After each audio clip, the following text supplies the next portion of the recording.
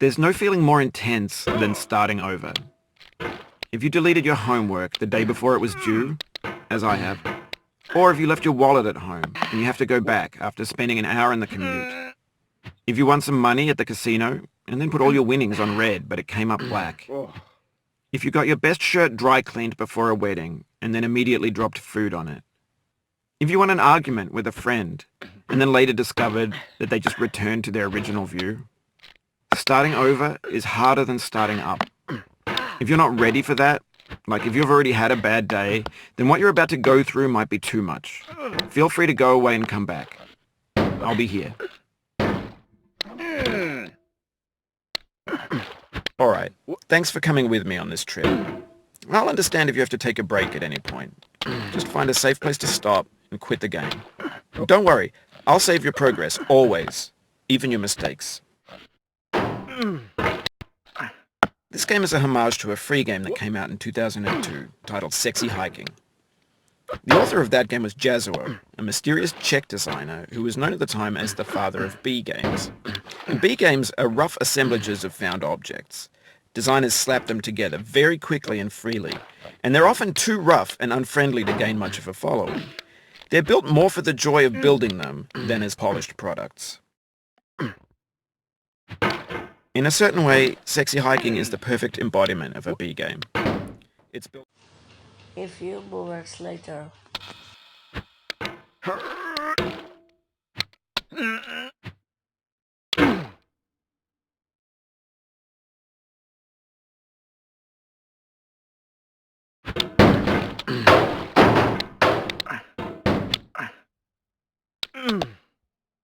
Oh, you just lost a lot of progress. That's a deep frustration, a real punch in the gut.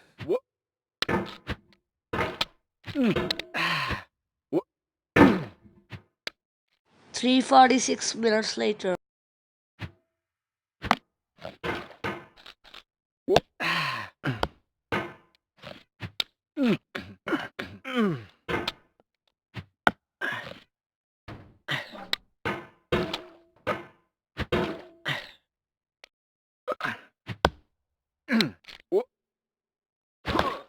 Oof, sorry about that.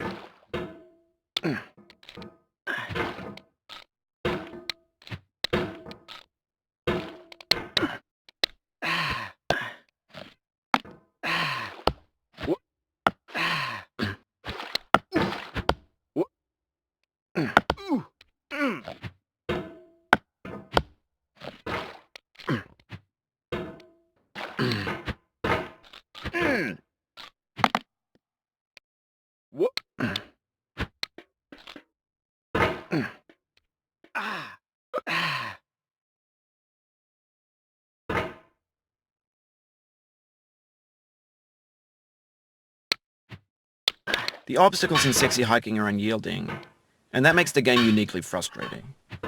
But I'm not sure Jazuo intended to make a frustrating game. The frustration is just essential to the act of climbing, and it's authentic to the process of building a game about climbing. A funny thing happened to me as I was building this mountain. I'd have an idea for a new obstacle, and I'd build it, test it, and it would usually turn out to be unreasonably hard. But I couldn't bring myself to make it easier. It already felt like my inability to get past the new obstacle was my fault as a player rather than as a builder. Imaginary mountains build themselves from our efforts to climb them, and it's our repeated attempts to reach the summit that turns those mountains into something real. When you're building a video game world, you're building with ideas, and that can be like working with quickset cement.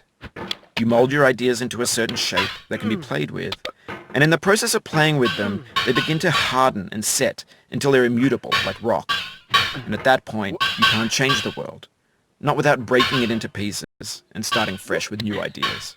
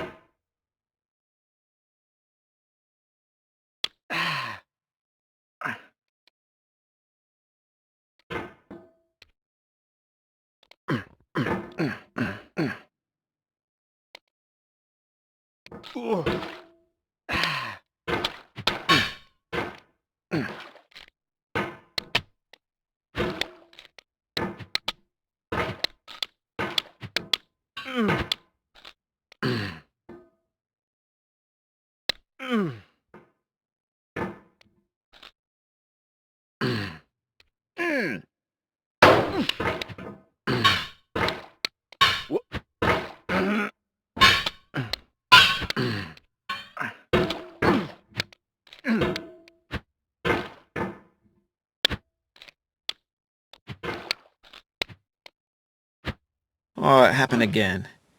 Keep on trying. Don't let it get to you.